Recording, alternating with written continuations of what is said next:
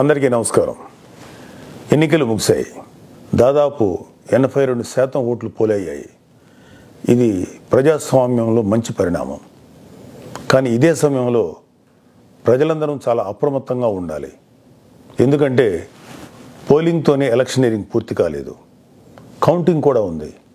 ఓటమి కళ్ల ముందు కనిపించడంతో వైసీపీ అసురగణం ఎంతటి అరాచకానికి ఒడిగొడుతుందో పల్నాడు, తాడిపత్రి, తిరుపతిలో చూసాం. సైకోపాత్ అనే మాట మనం వింటూ ఉంటాం. ఈ జగన్మోహన్ రెడ్డి కూడా ఆ కోవలోకి వస్తాడో లేదో తెలియదు, కానీ ఖచ్చితంగా అతను ఒక సోషియోపాత్.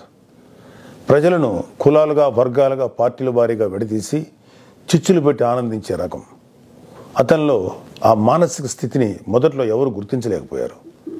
ఆ వ్యాధిని తన అసురగణానికి కూడా అంటించాడు.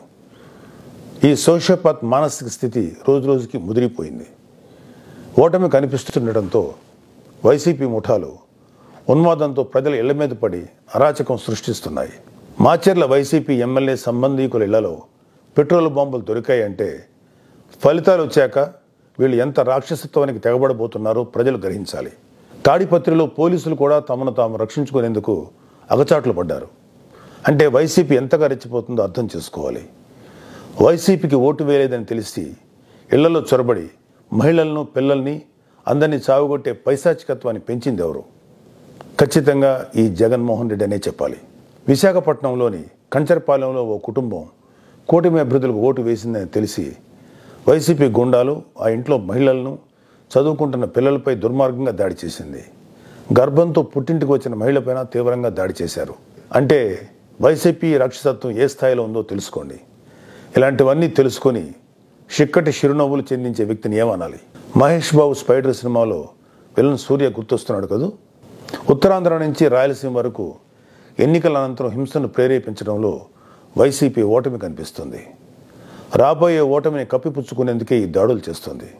ఈవీఎంలు భద్రపరిచిన స్ట్రాంగ్ రూమ్స్ దగ్గర కూడా భద్రత పటిష్టంగా ఉంచాలి. అక్కడ సెంట్రల్ గవర్నమెంట్ వారిది 3 అంచెల సెక్యూరిటీ ఉంది. అయినా కూడా అక్కడ మన కూటమి పార్టీల ప్రతినిధులు నిరంతరం పహరా ఉండాలి. ముఖ్యంగా మన జన సైనికులకి, వీర మహిళలకి నా అభ్యర్థన ఏంటంటే, ఎక్కడైతే జనసేన పోటీ చేసిన ప్రాంతాల్లోని ఈవీఎంస్ భద్రపరిచిన స్ట్రాంగ్ రూమ్స్ ఉన్నాయో అక్కడ మన జన సైనికులు వాలంటీరింగ్ చేసి కాపులాగా కూర్చోవాలి. ఈ అవకాశాన్ని ముఖ్యంగా మనం వదులుకోవద్దు, వాడుకుందాం.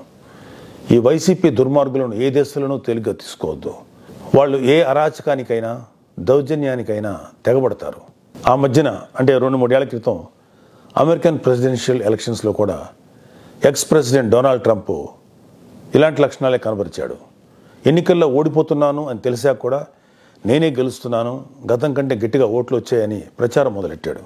ఫలితాలు వచ్చాక కూడా నానా యాగి చేసి కుర్చీ వదలంటే వదలని అలాగే భీష్మించి కూర్చుంటే వైట్ హౌస్ నుంచి పంపేశారు. దాదాపు ఇలాంటి లక్షణాలే మన ఆపద్ధర్మ ముఖ్యమంత్రి జగన్మోహన్ రెడ్డి కూడా ప్రదర్శిస్తున్నాడు. అందుకే మొన్నటికి మొన్న ఐపాక్ మీటింగ్లో కూడా తన పార్టీ గెలుస్తుందని గొప్పలు చెప్పాడు.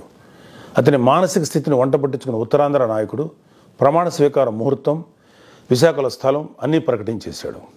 జూన్ 4 తర్వాత వీళ్ళందరినీ విశాఖలో ఉన్న ఆ ఆసుపత్రిలో చేర్చాల్సిందే. ట్రంప్ లాగే జగన్ కూడా కుర్చీ వదులుకోవడానికి ఇష్టపడ్డాం.